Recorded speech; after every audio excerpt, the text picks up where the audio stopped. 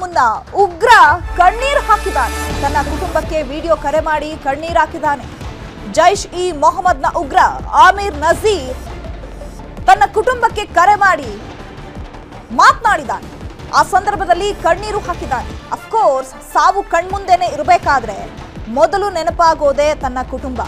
ತನ್ನ ಕುಟುಂಬಕ್ಕಾಗಿ ಯಾರು ಏನ್ ಬೇಕಾದ್ರೂ ಮಾಡ್ತಾರೆ. ಆದ್ರೆ ಈ ಉಗ್ರರು ಆ ಕುಟುಂಬವನ್ನ ಕೂಡ ಮರೆತು ಹೋಗ್ತಾರೆ.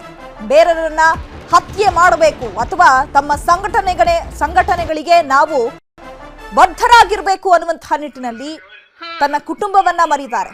ಹಾಗೆಯೇ ಈಗ ಸೇನೆಯಿಂದ ಹತ್ಯೆಗೊಳಗಾಗುವ ಮುನ್ನ ಉಗ್ರ ಕಣ್ಣೀರ್ ಹಾಕಿದ್ದಾನೆ. ತನ್ನ ಕುಟುಂಬಕ್ಕೆ ವಿಡಿಯೋ ಕರೆ ಮಾಡಿ ಕಣ್ಣೀರಿಟ್ಟಿದ್ದಾನೆ. ಜೈಷ್ ಇ ಮೊಹಮ್ಮದ್ನ ಉಗ್ರ ಆಮೀರ್ ನಜೀರ್ ವಾನಿ ಕರೆ ಮಾಡಿ ತನ್ನ ಕುಟುಂಬಕ್ಕೆ ಮಾಹಿತಿಯನ್ನ ಕೊಟ್ಟಿದ್ದಾನೆ.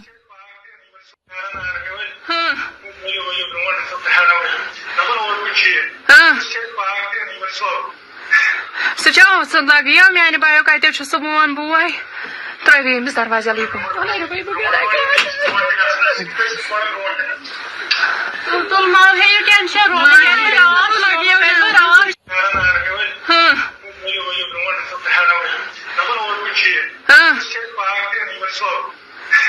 Сейчас я меня не боюсь.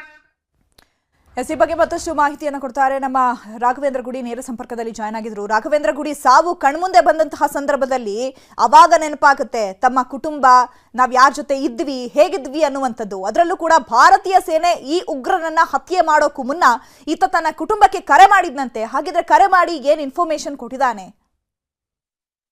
ಕೂಡ ಹೇಗಂದ್ರೆ ಸತ್ತ ಮೇಲೆ ಸಿಗುವಂತ ಸ್ವರ್ಗದ ಆಸೆಯಲ್ಲಿ ಕಣ್ಣ ಮುಂದೆ ಇರುವಂತ ಸ್ವರ್ಗವನ್ನ ನರಕ ಮಾಡಿ ಅದರಲ್ಲಿ ವಿಲವಿಲವಾಗಿ ಒದ್ದಾಡ್ತಿರುವಂತ ಜನ ಇವರು ಅಂತ ಸ್ಪಷ್ಟವಾಗಿ ಗೋಚರವಾಗುತ್ತೆ.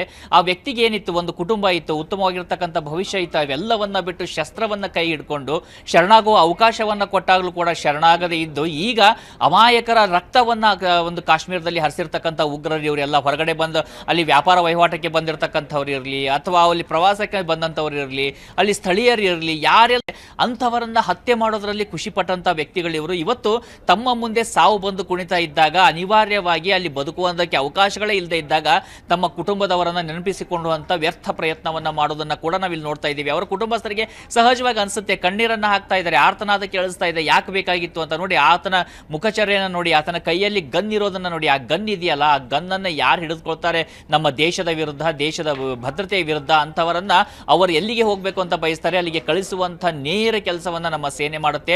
ಈ ವ್ಯಕ್ತಿಯನ್ನ ಕೂಡ ನಂತರದಲ್ಲಿ ನೀವು ಸಂಪೂರ್ಣವಾಗಿ ನ್ಯೂಟ್ರಲೈಸ್ ಮಾಡಲಾಗುತ್ತೆ, ಆತನನ್ನ ಎನ್ಕೌಂಟರ್ ಮಾಡಿ ಹಾಕಲಾಗುತ್ತೆ. ಅಂದ್ರೆ ಇವು ಜೈಷೆ ಮೊಹಮ್ಮದ್ ಇರಲಿ ಅಥವಾ ರೆಸಿಸ್ಟೆನ್ಸ್ ಫ್ರಂಟ್ ಇರಲಿ ಅಥವಾ ಯಾವುದೇ ಹೆಸರುಗಳನ್ನ ಇಟ್ಟುಕೊಂಡು ಬಂದಿರತಕ್ಕಂಥ ಈ ಉಗ್ರ ಸಂಘಟನೆಗಳಿರಲಿ, ಭಾರತದ ವಿರುದ್ಧ ಶಸ್ತ್ರವನ್ನ ಎತ್ತಿದ್ರೆ ಏನಾಗುತ್ತೆ ಅನ್ನೋದಕ್ಕೆ ಒಂದು ಸ್ಪಷ್ಟ ಉದಾಹರಣೆಯನ್ನು ನೋಡ್ತಾ ಇದ್ದೀವಿ. ನಮ್ಮ ದೇಶ ಇವತ್ತು ಬಳಸ್ಕೊಳ್ತಿರುವಂತಹ ಟೆಕ್ನಾಲಜಿಗಳನ್ನ ಒಂದು ಕಡೆ ಡ್ರೋನ್ ಅನ್ನ ಬಳಸಿ ಇವರನ್ನ ಹುಡುಕುವಂತ ಪ್ರಯತ್ನ, ಮತ್ತೊಂದು ಕಡೆಯಿಂದ ಈ ರೀತಿಯಾಗಿರ್ತಕ್ಕಂಥ ಆರ್ತನಾದವನ್ನ ಕೊನೆ ಕ್ಷಣದಲ್ಲಿ ಮಾಡಿದರೆ ಏನು ಉಪಯೋಗ ಅನ್ನುವಂಥ ಪ್ರಶ್ನೆ ಕೂಡ ಇದು ಮೂಡಿಸ್ತಾ ಇರುವಂತದ್ದು.